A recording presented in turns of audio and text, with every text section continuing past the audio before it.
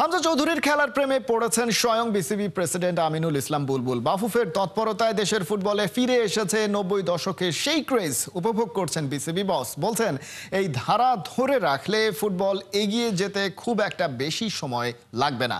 একই সাথে এটাও জানিয়ে দিলেন ক্রিকেট ফুটবলে কোনো রেষারেষি নেই।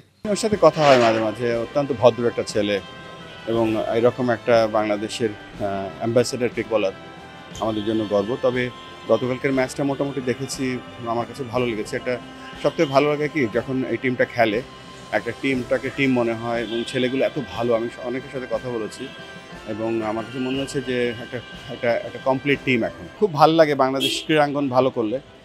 আর ফুটবলের প্রতি তো একটা দুর্বলতা সবসময় ছিল, আছে, ইনশাল্লাহ থাকবে।